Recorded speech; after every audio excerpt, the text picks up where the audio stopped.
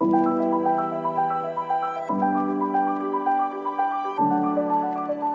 of us reach a point in time where we are depleted and need to somehow find a way to reignite the fire within. But how do we spark that flame? Welcome to Reignite Resilience, where we will venture into the heart of the human spirit. We'll discuss the art of reigniting our passion and strategies to stoke our enthusiasm. And now, here are your hosts, Natalie Davis and Pamela Cass.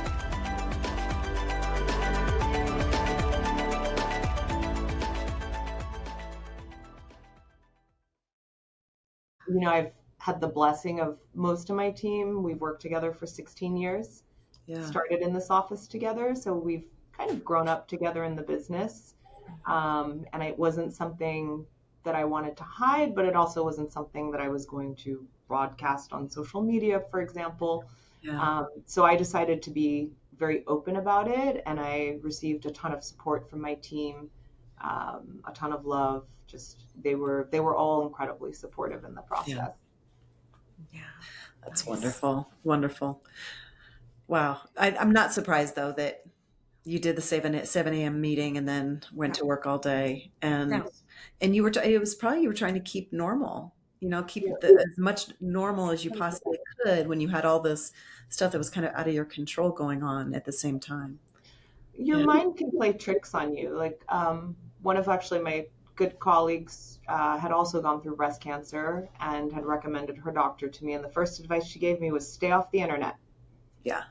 Yes. The internet is not your best friend right now. It's your worst enemy. And your mind too, because if you're a hyperactive person and you're used to being very busy every day, the worst thing can sometimes be to fully slow down, even though that was a part of the messaging for me was to slow down just a little bit.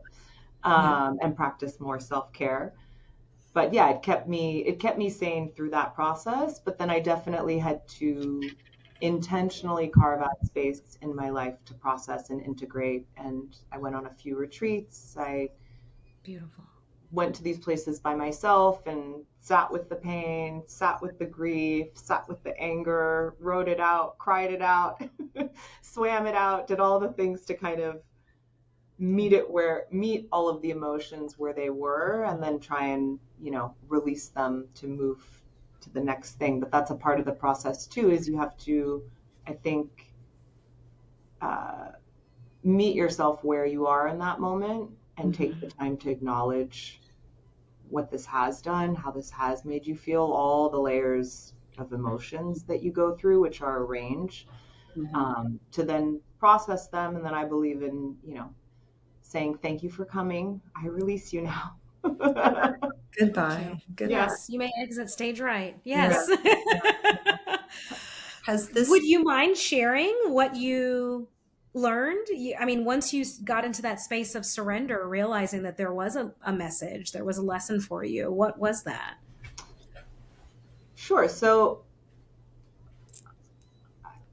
I think already as women, we're naturally kind of wired to take care of everyone and everything in our environment. It's the nurturer in us as women. I think in my life, a combination of my upbringing, things I went through as a child, being the eldest in my family, overseeing a team, and then the part of me that loves to help and be of service, I always prioritized helping and being of service without knowing how to first prioritize what my needs were. And that for me was the big lesson. And there's a great book called Beat Cancer Like a Boss. And it's the story of, I think, 30 different women and their journey in breast cancer. Kind of all have the same story. It's this learning to fill your cup before you go to fill other people's cups. And learning to really actually connect to yourself on that level, to ask yourself, well, what do I actually need to give out the amount of energy that I give every day? What do I need to do all of the things that I'm doing for everyone else? But it's really just that reflex of what is it that I need and that I want energetically, physically, mentally, And when you are a giver and you are a caretaker and you prioritize all of those things, you know, we kind of often put ourselves last on the totem pole. So it was going, okay, wait, actually I belong at the top. If we ever remember ourselves, right? Like it's even if we ever get to that. Yes. Exactly. Yeah. Exactly. And I think that story is shared by so many, not just women, right? Like it's not in our culture to prioritize ourselves. We prioritize work. We prioritize, you know, my friends that have children, their children. We prioritize so many other things. And it's, you know, coming back to first, like filling your cup and having that kind of conversation with yourself. That was, I think, for me, the real big eye opener that is still a work in progress. Yes. A long time of unwinding. 100%. Yeah. And developing that muscle and that reflex. And, you know, I was back at work this week and it's been a whirlwind and I've been busy, and it's like, oh yeah, you can so easily get caught up in the grind again and just moving very fast, because our world moves fast and work moves fast. And it can be hard to slow it down and go, okay, well, what do I need just for a minute to feel like a little bit of reprieve, or to feel a little fuller. Yeah. How is that impacted the way you lead people? It's a great question. I've really dropped into the things that I know and know well now in my work, whereas I think before, some of my drive made me feel almost energetically like I was always pushing against the stream. Like I had to push more, I had to fight more to keep creating and accomplishing, but it was coming from a place of almost challenge or fighting versus dropping into, okay, I've been doing this long enough. I know the parts of what I do that I can do well, and I can actually still be as efficient, but do them with ease. And that's something that has shifted for me, where I'm like, okay, I can show up, but I don't have to show up with this underlying energy that's like, I need to do these things. Like I can just drop into it and surrender to, okay, I know this, and I know my team. And the more I surrender, the more I'm able to be present in each moment that an agent comes in with something that they need or something they want to talk about. You know, I think the underlying energy isn't as frantic. It gets a little bit more grounded, and even more grounded when you start to do the things that make you feel good too. Yes. It's like a combination. Love that. I love it. Was it hard to discover and uncover the things that you wanted, that you needed to fill that space to help you get grounded? I will say this is still an ongoing process. To be continued. Yeah, it ebbs and flows. Yes. You know, it ebbs and flows, and I think it's like a muscle that you exercise. You know, the same way you exercise your communication skills or going to the gym. It was one of the things that I worked on last year with Mike Staver, who I hired as a coach. That was one of the first things that even came up in coaching. So I'm committed to always continuing to work on myself and find ways to look at my own growth, ways to better myself, ways to carve out that time. And it's a practice, right? It's like deepening your practice of self-care and self-love. And you know, some days you have great days. Some days you're like, wow, it's 4:00 and I haven't even had lunch yet. Exactly. Yep. Exactly. And that happens. And that's part of that practice. It's like, okay, well, how do you get so busy that you can't eat until 4:00? It's a small thing. Or go to the bathroom, or stand up, or drink some water. Yeah. Yeah. But that's the example that we've seen, right? Like if we look at the women before us, and I know I'll make it an I statement and not speaking it over everyone else. My mom was a nurse, and I remember many of shifts where she'd come home and she's like, oh, I didn't have time to go to the bathroom. She was in labor and delivery, and she's like, I didn't have time to go to the bathroom today after working like a 12-hour shift. And I'm like, that's not healthy. Like that's not normal. But that was the example. And I'm like, okay, work hard, grind, keep going. Don't stop. You don't need to eat. It's fine. You don't need to use the bathroom. It's fine. Nope. It's not fine. That's the message today. It's not fine. It will show up in your life. in some way, shape, or form, Yeah. because you can't continue to operate like that. No. Completely. And it's normalized, I think, in our society and our culture. Almost Yeah. Such a different rewarded. way than, you go to Europe. One of my friends moved back to Europe, and part of their contract is you cannot eat your food at your desk. Yeah. Which is You brilliant. have to take an hour lunch break. Like, it's a mandatory part of the contract. This is in Paris. So it's, It's brilliant. culturally, we have a culture also, I think, in this country of work, work, work, and Yeah. it's never enough. And so Yeah. that's, you're also challenged by the society around you and the culture around you. And, it's like, what, you're going to go take an hour lunch break? There's things to do. Yeah, exactly. Mhm. I personally am witnessing a little bit of a shift. I'm seeing a shift, more embrace of, saying no, stepping back from overcommitting. I'm witnessing that. I don't know how many generations it's going to take for it to become a cultural norm like it is in Europe, but I mean, the simple act of not eating in front of your screen shouldn't be a hard concept to embrace Or on a while daily basis. standing up, or while you're walking, or in your Yeah. car when you're, Yeah. running to an appointment, and Oh eating gosh. nuts out of your absolutely. purse, and Yeah. all those things that we've done. We've done it. Okay, so that's just us. That's Pam and I have done many of conferences where we go the entire conference and we forget to get something to eat, and she's got dusty nuts in the bottom of her bag, and we share them. We share them, and it's our moment. Blow them off and eat them. Yeah, that's And what we that's do. fine once in a while, but those, I think, when The that patterns. becomes the norm and that accumulates Yeah. in the body, in our energetic system, in our nervous system, that's when you start running on empty, and Yeah. that's where it becomes counter. It's like you're looking to be productive, but it actually becomes counterproductive. And so nourishing your body properly, getting the right amount of sleep, doing all the things that you need, to reset your system and keep your system resilient for everything that we go through every day. Yeah. That's part of the rewiring is, oh no, wait, actually I need these things. I need this balance. I need to think about all of those things that keep me balanced so I can be the most successful version of myself, right? Yeah. But in our move towards success, sometimes all of those things fall on the wayside because of society, because of time, because of everything.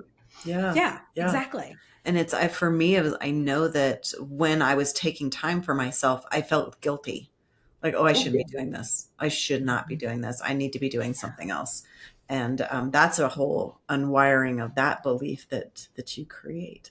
Now it's like, I had no problem with it. Totally fine. Totally fine. But I'm 55. It takes a long time. Well, and how do you create awareness around that? Because oftentimes that sense of guilt, we're not even aware. It's there, but it's not, it's not in the frontal lobe part of our brain. It's not in the conscious mind. It's just subconscious. Yeah. And so even being able to take enough time to get quiet to realize that you're feeling guilty for taking time off. Exactly. But it really is, I think, carving out time for yourself, whether it's, let me just go take a walk for 15 minutes without the distractions of my phone, and kind of just check in with my body and how I'm feeling and all those things. Slowing it down a little in a fast-paced culture. Yeah. And are you seeing this with your team, with the agents in your team, because you've kind of had this shift, kind of change your priorities a little bit, taking more time for yourself? Are you seeing them kind of following your lead on that? I'll say that I always try and create an open, safe space for my agents to share anything and everything. And I have always been an open book to them about my own growth at different moments of my career. I'm comfortable being vulnerable in front of my team like that. And, if they take something from that and, and implement it, that's, the dream. That's amazing. I will encourage my agents, the self-care practice. And I used to do it without doing it myself, which was the part of the cancer lesson. I was coaching and coaching my agents say, oh, you're overwhelmed. Listen, go take a moment for yourself. Go take a breather. But I wasn't doing it. So, I think it goes back to what I was saying in the beginning. We all learned from one another, and Yeah. Sometimes my agents come in with something that they're going through, and it's a reminder for me of, oh yeah, I'm about to tell this agent to slow it down a little. I need to slow down a little too. Yeah. So it's always, I think, a there's always sharing in the experience with the team. Yeah. Amazing. I love that. In terms of the ripple effect and the shift of like being grounded from this place of leading, I like to say it's with ease and grace. It's a mantra that I had earlier in my leadership career, is like being able to lead from a place of ease and grace. Are you seeing that impact like just the environment, the work environment itself, or even that space that you've worked so hard to create, that psychological safety zone for your team? Are you starting to see that ripple effect as well? I think we have a really strong sense of community in my office. Yeah. And it's something that I've fostered from day one, because it was the kind of office that I joined. There was community in my office when I joined, and when I became the manager, even with the lack of knowledge I had in management, I knew that that was one of the pillars that I wanted to build that office on. And yeah, I do believe that, the energy that you show up with, and, you can call it grace, or groundedness, but, everyone's energy feeds off of everyone's energy. Yeah. So, I definitely try and show up every day with the intent to care for my team, support my team. Yeah. And I do think that I've gotten even better at it now that I'm doing that for myself as well. That definitely, I think, it's a natural, it's a natural result from practicing what you've been coaching on. Yeah, absolutely. Yeah. And you know that that's not the norm, right? You're part of a big brand. You have the insight of other offices. So kudos to you for not only just recognizing that exists, but being intentional to keep that and making it a priority for those practitioners in that office. That's huge. Definitely from a leadership standpoint, to continue to hold that together. Thank you. Or influence it. I won't say that you're holding it all together, because it is a collaborative effort. Influencing it, existing. Yes, influencing. I believe in that holistic approach to real estate, where it's, I've never approached management from the numbers. I've always approached it from the human being that's on the other side of my desk, and how I can help them. And that when people feel good and are happy, they will naturally then do great business. Right? You can't pound them about the numbers and all of that. And that's never been my style. And I'll give a shout out to my mom, that when I moved to New York, she was like, you better not forget where you came from. Don't forget you have a heart. You're going into the business world. And, at the time I was like, okay, Mom, you're 25 years old. But today I really see that, that advice that she gave me of staying connected to your heart and the reason why you do something. That then reverberates into your team. And my team also does all of that, because they care deeply about their clients and what they do. It's a shared collective experience. Incredible. And I'm like, I have to say, I have some amazing people on the team. Yeah. Part of that's, though, the culture that was there when you started, and that you have carried through in how you lead people, which is huge. We need more leaders like you. Thank you. Yeah. Amazing. Okay, so Ayumi, if we are talking to a listener that is finding themselves today in this moment where they are teetering in terms of their leadership style and the space that they're in, and life is also happening alongside, what words of wisdom do you have for those individuals? That's a great question. I think I would go back to the concept of slowing it down for a second. Like, create and find a space where you can get quiet for a moment and take some deep, deep, deep breaths and lean into the support that you have around you. I think a lot of us go through difficult things, and we'll go through them silently and on our own.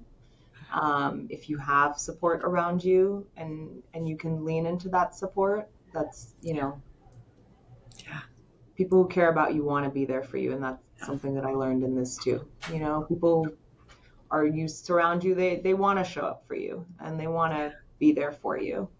And try and, journal, write about what you're feeling, connect to what you're feeling, and really just trust the process. Yeah. I think it's beautiful. That is amazing. Yes. I was going to ask about your mindset practices, but it sounds like that's exactly what you just did. wrapped up with that piece of it. In terms of the journaling, I am curious, do you have like a structured morning routine on how you start your day? I have more of one today than I've ever had. Lemon water, a smoothie, and then some coffee. I've always walked to the office, which is a huge luxury. And I've always taken that time to walk to the office. I'm not on my phone. I kind of just take that time to ground in. And I also set my intentions for the day. Like I get really clear on my intentions. And it's not like I don't know, I'm very free flowing and always in a lot of places at the same time, even in my mind. But the walk, it's my time that I take for myself. And I try and think about kind of how I want to show up that day, what my intentions are. I really believe in the power of intentions. And there's a great book, The Hidden Messages in Water by Dr. Emoto. I don't know if you both know it. No. Dr. Emoto, who's now passed away, was a Japanese scientist who wanted to prove the existence of vibrations in water. And when you think about our bodies that are more than 80 to 90% water. Yep. And so what he did is he exposed water to different sounds, and then he would use a microscope to photograph the water at a microscopic level. Yeah. And when he would say, play like classical music to the water, these beautiful snowflake formations would form. And when he played, let's say, heavy metal music or read a poem that was about death, the water would get like all murky. Do you guys ever hear of the rice experiment?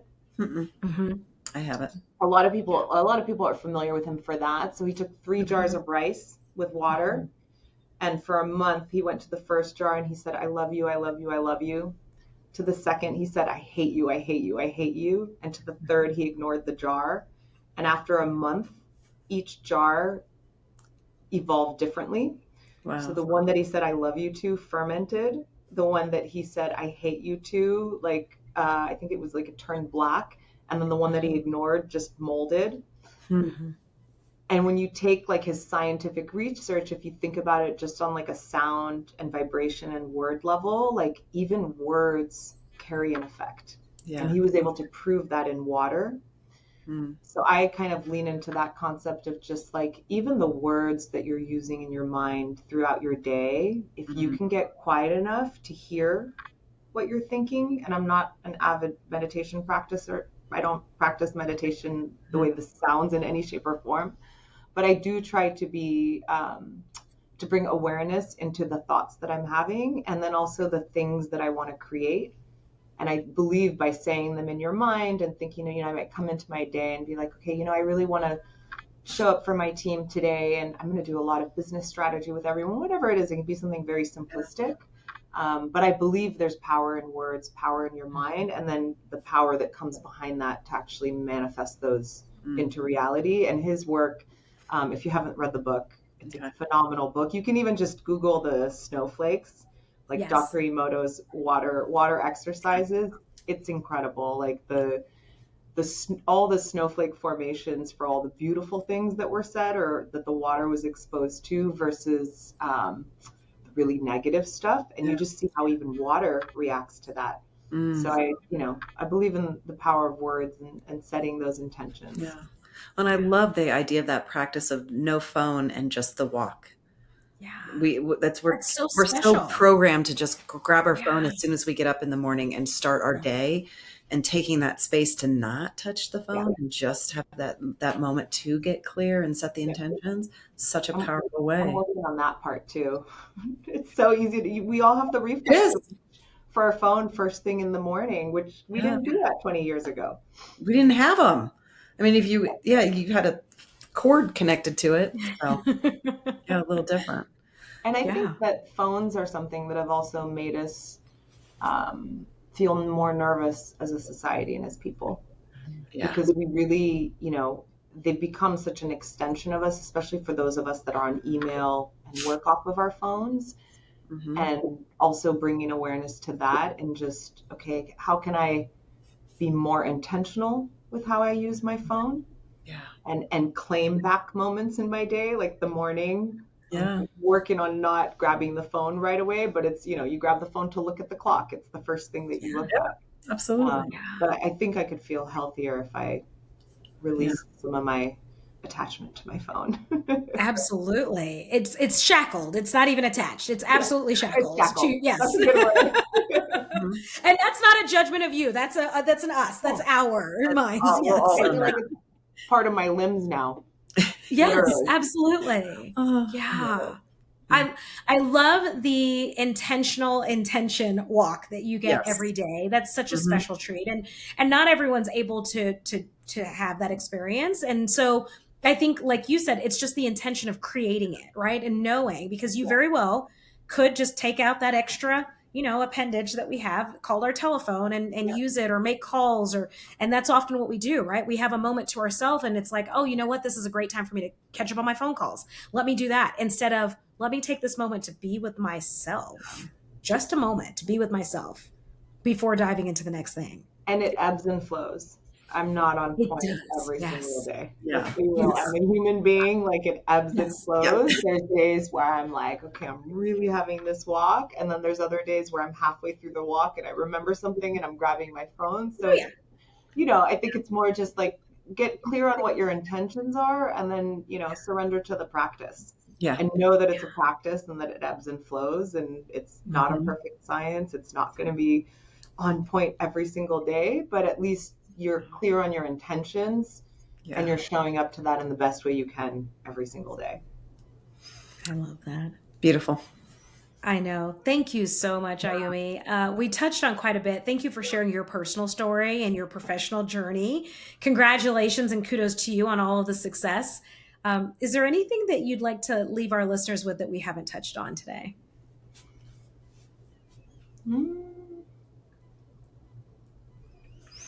I think we covered so much.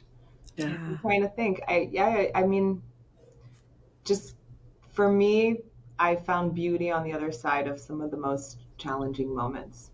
So I think that as just a way of looking through things, even when you think you're in your darkest hour, there's only one way up from the bottom of the barrel.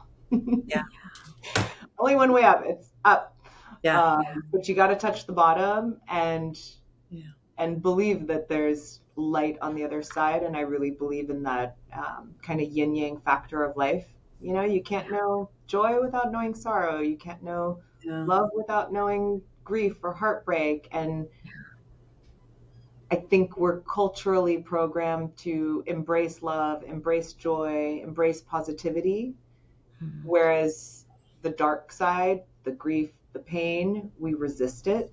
Like we just want the joy and the sorrow. And actually pain for me and grief have been one of my biggest teachers. Once I started looking at them through that lens and going, okay, actually, let me meet pain the way that I meet joy. Right? Because we resist it. And actually the real pain is the resistance. So go through the dark to find the light. Love that. I know that the light's on the other side. I think that's a beautiful place for us to land. Thank you. Thank you, ladies, for having me. This was so my gosh, this has been amazing. I know. And you start off by saying, well, I don't really like broadcast my personal experience with breast cancer on, well, here you are on an international podcast. Thank you for sharing it with us. We are grateful that we were able to create a space and create this community where we are able to take and bring our adversities to the table, have candid, open discussion, talk about the things that work, that don't work, and the light and the dark, right? The duality of it all, so that we can continue to enjoy this fabulous journey that we call life. I know. Thank you, ladies, Natalie and Pamela. I love that you ladies are doing this. And I really hope that you continue to do this for all the community that's out there listening. It's a beautiful thing. Thank you. Thank you. Thank you. Oh my goodness. Absolutely. We will make sure if someone wants to reach out to you, we'll put your contact information in the show notes, and then we'll make sure that we put your social media handles and in the show notes as well, so that folks can connect. And for our listeners, make sure that you check us out on your favorite streaming platform. Head on over to YouTube and watch the video version of this episode as well. And if you want to learn more about what's happening behind the scenes of Reignite Resilience, head on over to reigniteresilience.com. Find us on Facebook and Instagram. Until next time, we'll see y'all soon. Bye, everyone. Thanks, ladies. Bye. Thank you.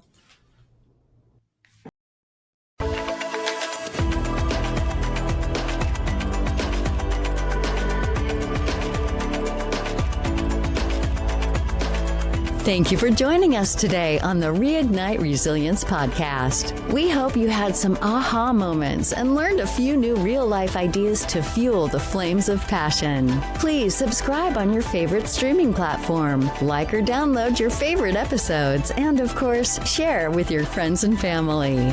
We look forward to seeing you again next time on Reignite Resilience.